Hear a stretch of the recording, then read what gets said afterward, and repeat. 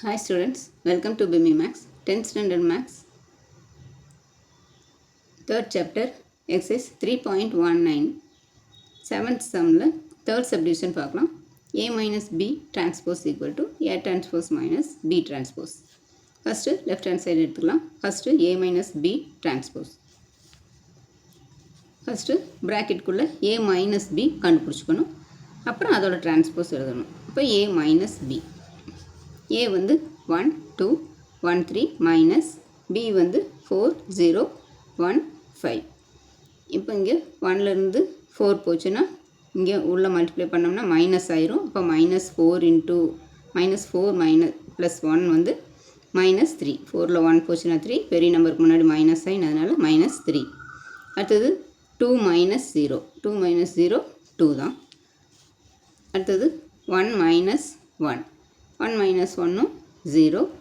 இங்கே 3 மைனஸ் 5 வந்து மைனஸ் 2. இங்கே உள்ள மல்டிப்ளை பண்ணால் மைனஸ் 5 ஆயிரும். இப்போ 5ல் 3 போச்சுன்னா 2, பெரிய நம்பருக்கு முன்னாடி மைனஸ் சைன், அதனால் மைனஸ் 2. இப்போ A மைனஸ் B டிரான்ஸ்போஸ். இப்போ இது A மைனஸ் B கண்டுபிடிச்சிட்டோம். இப்போ இதோட டிரான்ஸ்போஸ்னால் இங்கே ரோவையெல்லாம் காலமாக எழுதிடணும். அப்போ இங்கே மைனஸ் 3 எங்கே தான் இருக்கும், 2 வந்து இங்கே கீழே செகண்ட் ரோவில் எழுதிக்கணும். அடுத்தது 0 மைனஸ் 2, இது 0 இங்கே, இந்த மைனஸ் 2 இந்த செகண்ட் ரோவில் எழுதிக்கணும். இது A மைனஸ் B டிரான்ஸ்போஸ். இது first equation. Next right hand side வந்து A transpose minus B transpose கேட்டிருக்கிறாங்க.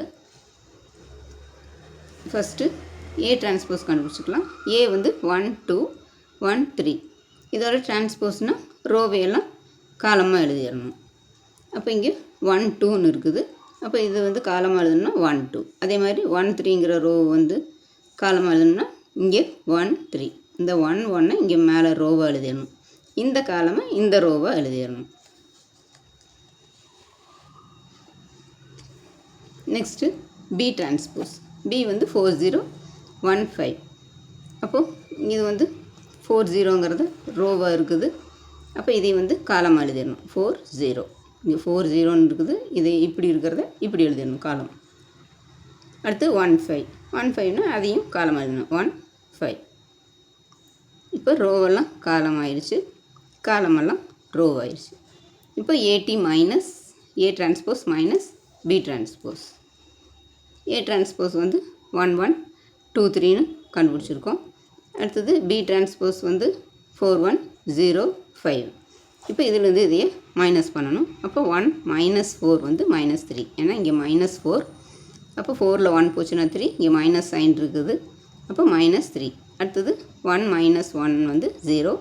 அடுத்து 2 மைனஸ் 0 வந்து 2.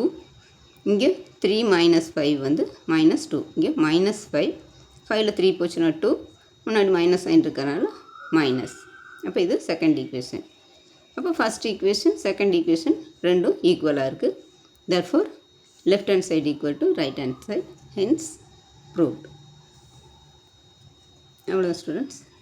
இந்த வீடியோ பிடிச்சின்னா லைக் பண்ணுங்கள், ஷேர் பண்ணுங்கள், சப்ஸ்கிரைப் பண்ணுங்கள். தேங்க்ஸ் ஃபார் வாட்சிங். டாடா, பாய்.